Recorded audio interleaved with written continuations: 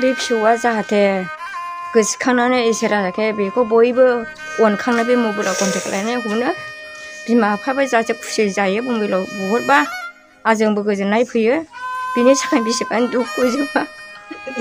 दा बुहुद दुखुजों बिमा बिफाया गाबगासिनो दङ दा बयहाबो गावनि बिसानि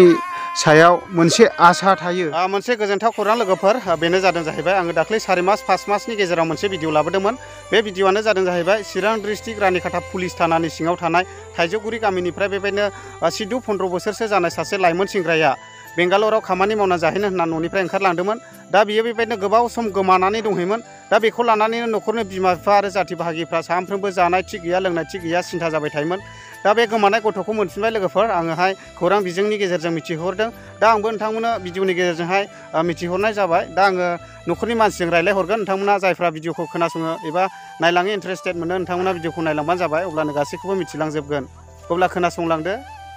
हेल' औ बे गोमानाय गथ'आ मोनफिनबाय दा औ मोनबाय बेसेबांसो थाना मोना एबा नै दाखाल देवबाराव हरदों ए आच्छा सप्ता खनसे जानोसै गाबोनजों औ दे मोनफिनबायला मोजां जाबाय दे औ माबायावहाय दङनो बावलायलांबाय आङो अरुणाचलावहाय दङनो आच्छा बे माबा एयारटेल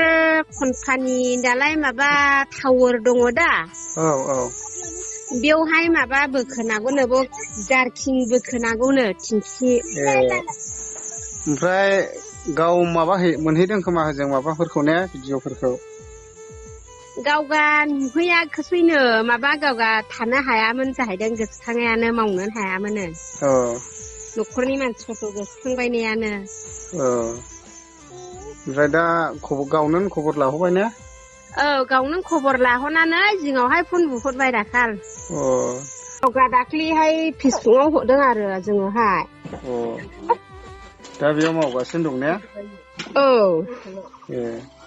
दा जेनेबा मोजांनि बाथ्रा मोनफिननाया ओमफ्राय न'आव फैथ'वानो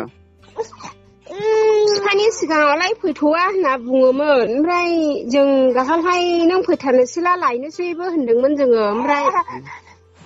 आं थांथ'वा डिसेम्बरावसो थांगोन होनना बुंहरदों आरो गाव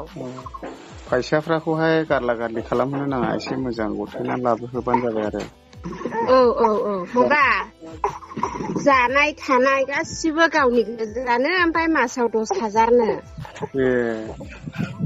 बे रुम भारा गासिबो गावनि बिक्ति गारजोबनांगौनो खस्थ'थारनो ओमफ्राय 10,000 जानायजोंनो कमप्लिट खालामजोबनांगौ जाहैबाय आरो गाव गावनि मेलटेन खालामनांगौ गावनि थानाय रुम थुम गासिबो ओमफ्राय ओजोंहाय बेंगालराव थाङाखैमोन नामा बियो ओहो थांखायाखैनो गुवाहाटिनिफ्राय डाइरेक्ट बोनो खानो हाब बेसेबांबा गोबाव गोमानानै थाबाय ने बेखौनो गोसोफ्राबो गोजोननाय मोनाखिसै जाहैबाय नालाय जोंबो हालाय हाफाय खबरना दंना नाम्बारालाय लांफाखादोंमोननो जोंनिखौबो गावसिनि बिफानिखौबो ओमफ्राय गाव लंपेन्ट सिफियाव सोनानै लानायाव सुफानानै गिलिजोबदों जाहैदों बिदिसो जादोंनो ओमफ्राय दानिया मानसिफोरनाव बिबाबायोनो नागिरबायोनो ओमफ्राय सोंबाय बायोनो ओमफ्राय गावहाबो मानसिफ्राबो होनो रोङा जाहैदों बिफानि नाम्बार जोंनि नाम्बार ओमफ्राय गावसोर गामिनि हादाननि मन्जिल नामनो ओमफ्राय गावनि बिदानि माइकेल दङ दा बिदा मार्जिटनि बिदा देरसिन ओमफ्राय बे मन्जिला होबायनो नोंदानि नाम्बार दङ आंनावहाय होननानैहाय खम गोबाव गोमानानै थाहैबाय दे मोजां थाबाय बेनो बाहायगौबान आरोना मानसिखौ मोनफिनबाय मोजांनि बाथ्रासै जेखिया गाव माला फैयो नों एसे माबाबावदो आरो आं खिथाना हरनोसै दे जेनेबा मानसिफ्रा कमेन्ट हरो नालाय मायाखै साननानै दा मोनबाय मोजां जाबाय दे होमबालाय दे मोजां